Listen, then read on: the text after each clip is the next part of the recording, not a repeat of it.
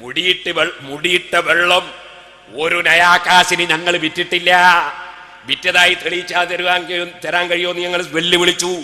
ഞങ്ങളുടെ ഖുർആൻ മൊയ്ലിയാര് പറഞ്ഞു 100 റുപ്യ മുതൽക്ക് 10,000 വരെ പൈസക്ക് വിറ്റൂന്ന് കാസർകോട്ടുകാര് കണ്ടു എന്ന് പറഞ്ഞു.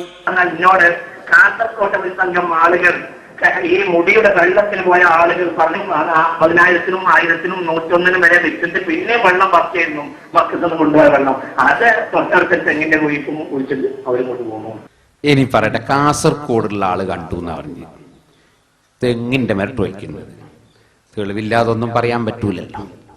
ഞാൻ ചോദിക്കുന്നു, വിനയത്തോടെ ചോദിക്കാൻ, ആ കാസർകോട്ടുകാരെ കണ്ടാളൊന്ന് ഞങ്ങൾക്ക് കാണിച്ചു തരണം. തെങ്ങിന്റെ മെറിട്ട് കൊണ്ടുപോയി ഒഴിക്കുന്നത്, 10,000 റുപ്യ വാങ്ങുന്നത്, 1000 വാങ്ങുന്നത്, 100 റുപ്യ വാങ്ങുന്നത്. എന്തിന്? വെള്ളത്തിന് വാങ്ങുന്ന അതിന്റെ അപ്പുറത്തെ ഹോട്ടലിൽ നിന്ന് ചായ കുടിച്ചിട്ടുണ്ടേ വാങ്ങിണ്ടാവും. മർക്കസിൽ ആർക്കും നേർച്ചയിട്ടുണ്ടേ കൊടുത്തിട്ടുണ്ടാവും. സംഭാവന ചെയ്യാൻ വന്ന സംഭാവന കൊടുത്തിട്ടുണ്ടാവും.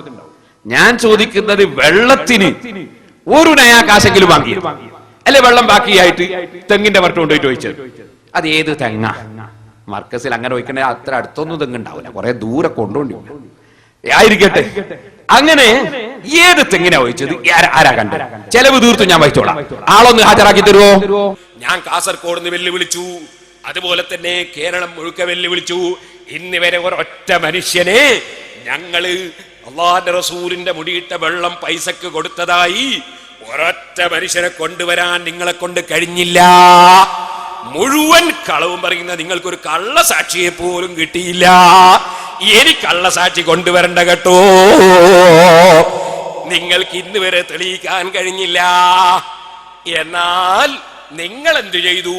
നിങ്ങൾ വെല്ലൂരിൽ നിന്ന് അല്ലാഹുവിന്റെ റസൂലിന്റെ മുടിയിട്ട വെള്ളം കൊണ്ടുവന്ന് ഒരു കുപ്പി 25,000 ഉറുപ്പ്യക്ക് വിറ്റു. അങ്ങനെ 2 കുപ്പി വെള്ളം വിറ്റു. അതിനെക്കുറിച്ച് ഞാൻ ചോദിച്ചു, പണക്കാർക്ക് മാത്രം ബർക്കത്ത് മതിയോ? സാധുക്കൾക്ക് ബർക്കത്ത് വേണ്ടേ? ഇതെന്ത് സമസ്തയാ നിങ്ങളെ സമസ്ത? ഇതിനൊന്നും നിങ്ങൾ മറുപടി പറഞ്ഞില്ല. വെല്ലൂരിൽ നിന്ന് ഹബീബായ റസൂലുള്ളാഹിന്റെ മുടിയിട്ട സനദുള്ള വെള്ളം ഇവിടെ കൊണ്ടുവന്നിട്ടുണ്ട്. 2 കുപ്പിയിലുണ്ട്. അത് ദാറുൽ ഖുർആനിലേക്ക് 25,000 രൂപ വീതം ചെയ്യാൻ ഈ സദസ്സിൽ ആർക്കെങ്കിലും താല്പര്യം ഉണ്ടെങ്കിൽ വാവാട് ഉസ്താദ് അവർക്കത് നൽകുന്നതാണ്.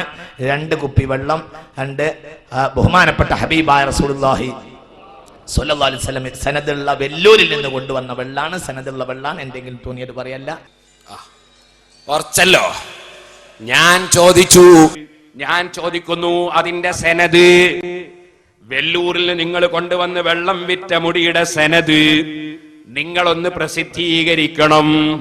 കാരണം 50,000 വാങ്ങിയിട്ടുണ്ട്.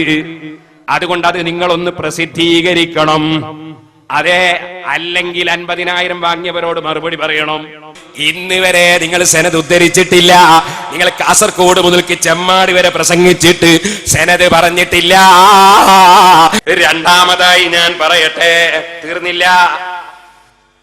മതി. രണ്ടാമത്തെ പറഞ്ഞെന്ന് വെച്ചാൽ സാധുക്കൾക്ക് വേണ്ടേന്നാ.